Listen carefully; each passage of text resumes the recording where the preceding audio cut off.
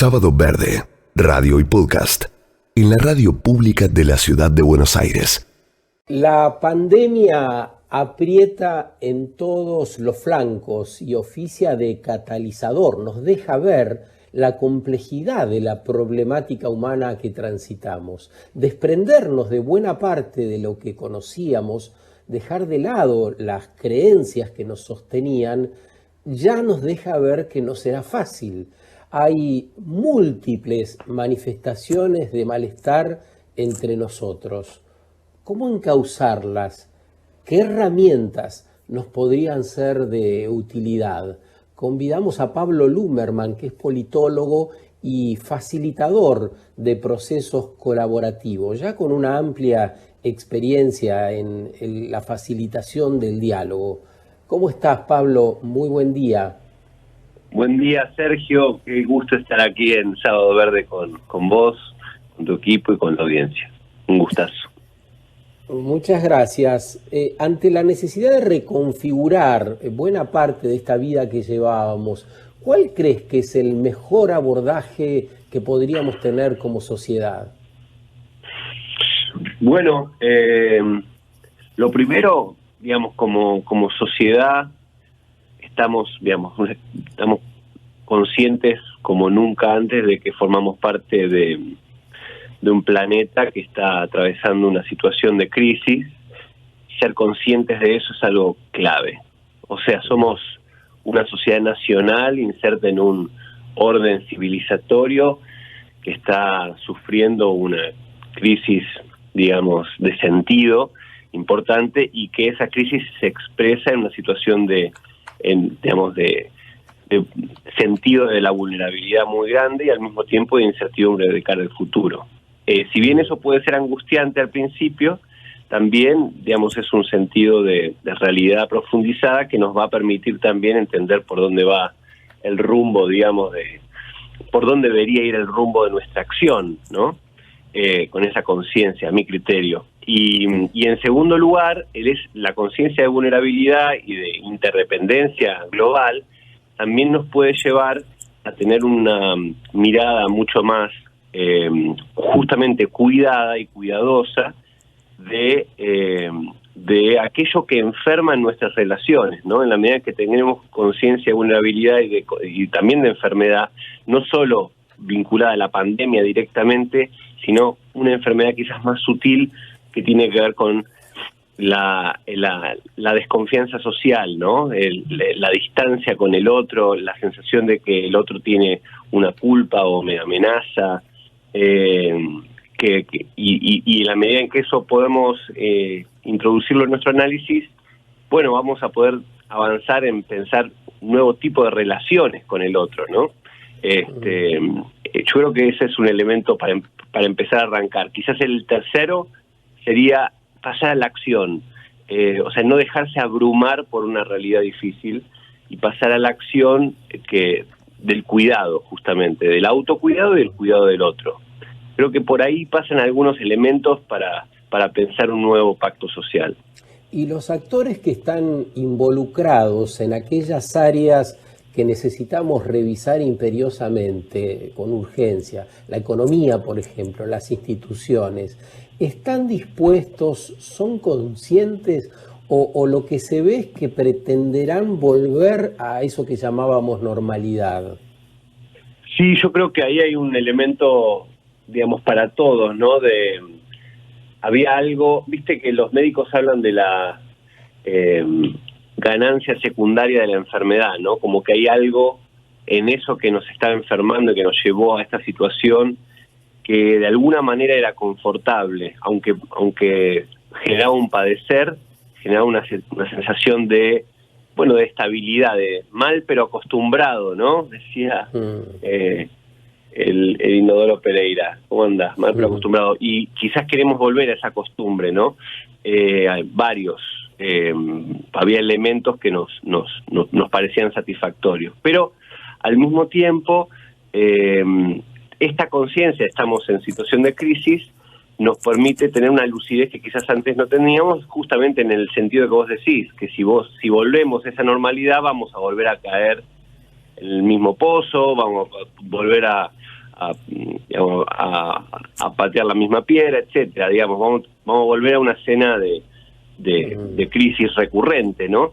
Entonces, esa conciencia es la que te lleva a vos a mirar por dónde pasan las alternativas, y como a vos, a muchos otros que cada vez son más conscientes la necesidad de ir hacia una nueva escena donde elementos que hacen a lo que explica por qué estamos aquí ya no estén más. Esa nueva situación de futuro es posible de generar, digamos, o de construir en base a la crisis actual. Pero efectivamente hay que ir, digamos, hay que superar esa tentación a querer volver. De parte del propio sistema hay los sociólogos hablan de una dependencia del camino, como que hay una inercia, hay un automatismo social que nos lleva, una resiliencia también del modelo anterior que nos lleva a como volver a esas dinámicas, ¿no? Todo eso atenta contra la posibilidad de transformación social. Y sí, eso, y le pasa a los políticos, digamos, o a las élites, pero también a la sociedad de a pie. Creo que es un desafío para todos, ¿no?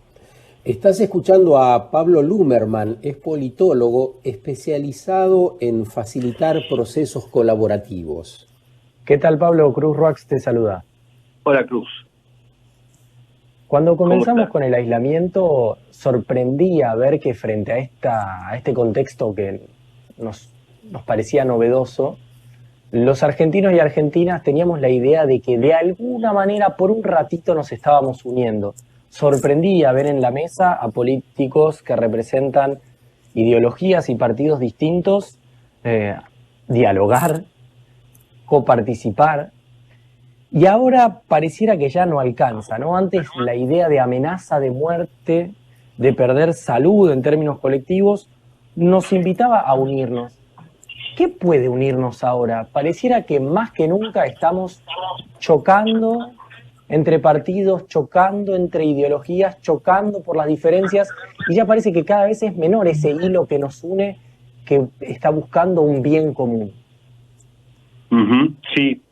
En efecto, al principio, justamente, si hay algo que quizás dificultó grandemente la estrategia argentina de manejo de la pandemia, fue justamente el quiebre de ese consenso original, ¿no? Que desarticuló un poco los esfuerzos. Yo estuve visualizando los distintos modelos, digamos, de respuesta política a la pandemia, justamente desde hubo o no hubo coordinación política, hubo o no hubo diálogo político en la conducción de la estrategia, y yo veo que países donde no lo hubo, Brasil, México, Estados Unidos, fuertemente, digamos, se veía la diferencia entre los gobiernos nacionales y los subnacionales, y los enfoques eran diametralmente opuestos, y eso generó un efecto de contagio sostenido de enorme magnitud.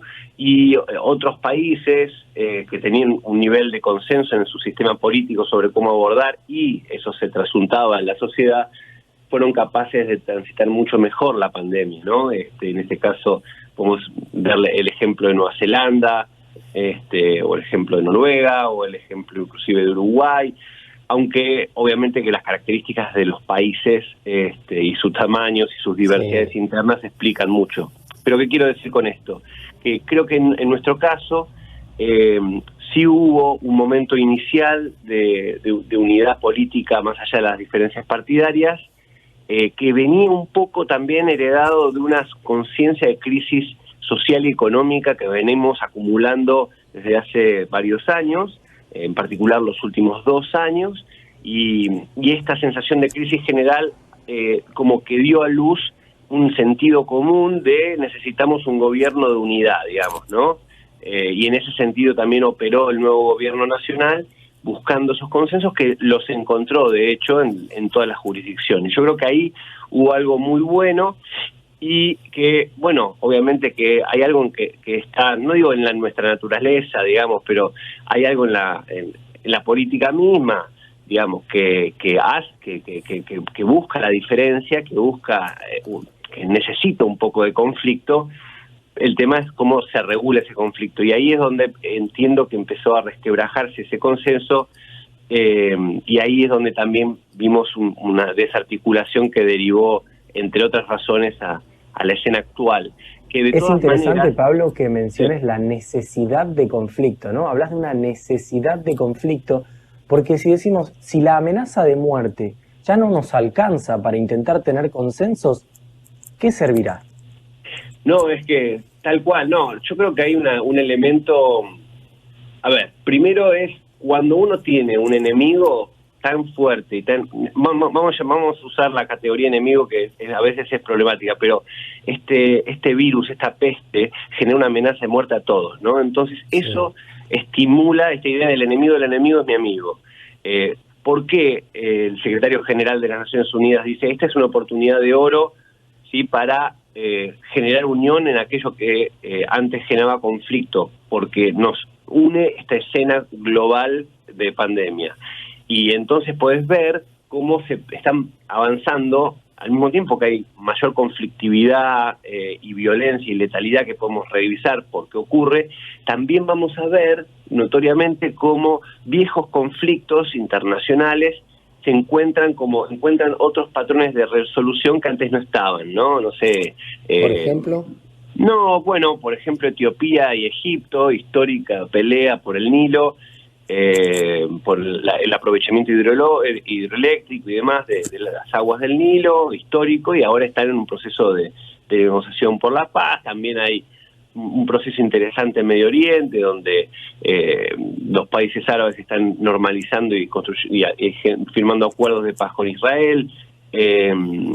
Todos estos elementos tienen, digamos, son procesos de negociación interesantes, tienen problemas por todos lados, pero se pueden ver, hay algunos altos el fuego que se están respetando en el norte de África.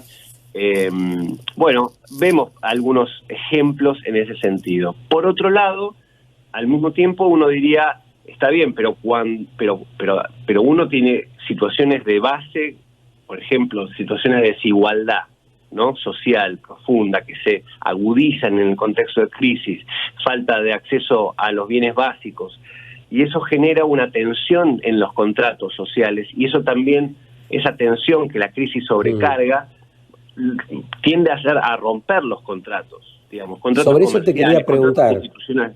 Sí. Vos decías hace un rato, hay algo que nos tira para volver al camino anterior, y esto involucra a las élites, pero también a la sociedad de los comunes.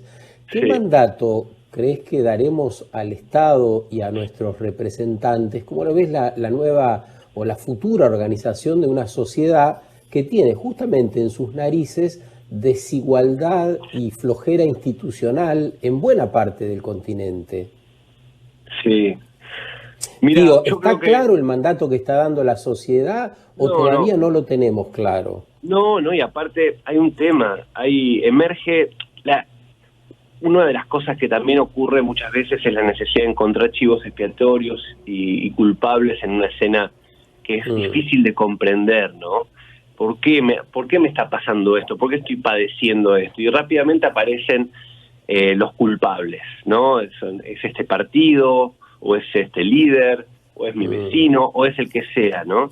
Es un proceso, digamos, psicológico. No solamente niego el problema por un lado, sino que el problema en todo caso lo proyecto hacia afuera y se lo atribuyo a la acción o omisión de tal o cual. Esto, lo que entiendo que ocurre, esto genera un efecto, digamos, ¿no?, de culpabilización y también de desresponsabilización muy problemático, porque nos impide hacernos cargo, básicamente, ¿no? Y entonces creo que ese es un fenómeno, un proceso que se da en los distintos niveles.